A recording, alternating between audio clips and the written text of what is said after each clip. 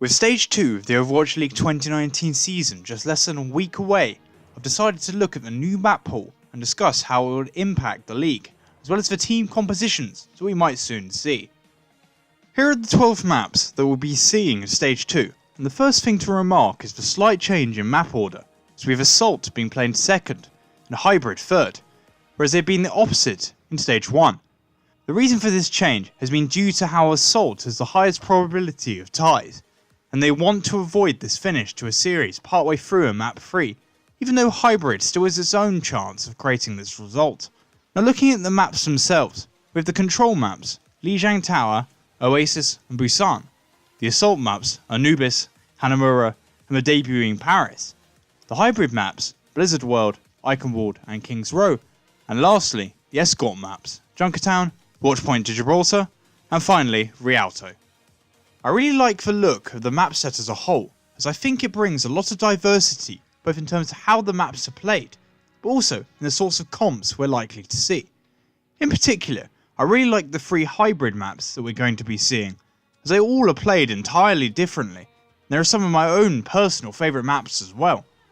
But looking at each game mode's maps, let's now discuss what sort of team compositions I expect to be seeing, with the major balance changes, as well as the new support hero Baptiste coming into the mix. Starting with the control maps, I unfortunately have to say that I don't think the GOATS comp will be killed off entirely, as much as people may wish this to be the case.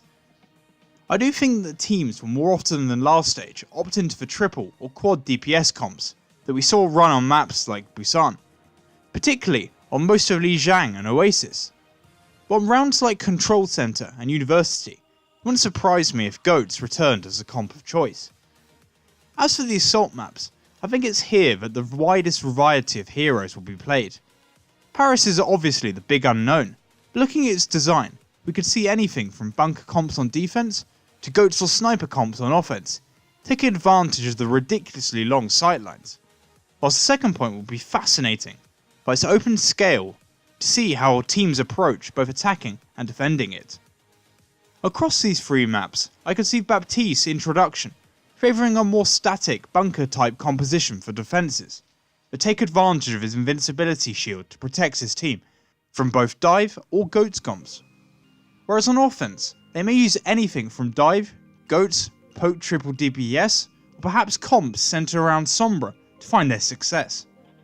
I hope this large amount of variety comes to fruition, as it will make all of these maps a very exciting watch, whilst not leaning an advantage towards any particular team. With Hybrid, I expect King's Row, which traditionally has always been Deathball or Tank favoured, to remain a GOATS heavy map, with perhaps only a few exceptions, with bunker or sniper comps. Iconward and Blizzard World, however, should throw in a lot more diversity, with heroes like Junkrat or Pharah perhaps returning as the go-to picks for the first choke on Iconward, whilst nearly anything can be run into Blizzard World with its design that allows multiple entries at different elevations onto the first point. Both of these maps also force you to utilise high ground in their later stages, so expect to see either DPS, WOTS or Dive to dominate these sections. Finally, looking at the Escort maps, aside from Rialto, which I think may once again be dominated by GOATS comps, particularly at the corner at the second section, the other 2 will hopefully shake things up entirely. With Gibraltar being a map where there's so much high ground to utilise, I can see dive and sniper comps making a triumphant return, taking advantage of a limited effect that GOATS can have on the low ground. Junkertown is back, which is also good news. This map has always brought with it a complete mishmash of different comps due to its open nature that progressively gets more and more closed in with better access to high ground. I also think that the pirate ship comps that we saw last season could again return, but this time with Baptiste, not only increasing their survivability with invincibility shield, but also Bastion melting his opposition with thanks to Baptiste's ultimate's damage amplification. What we see with this new map pool is a lot more variety in how each map's played, unlike in Stage 1, which alongside with the new balance changes and Baptiste should allow for a much wider variety of heroes and team compositions.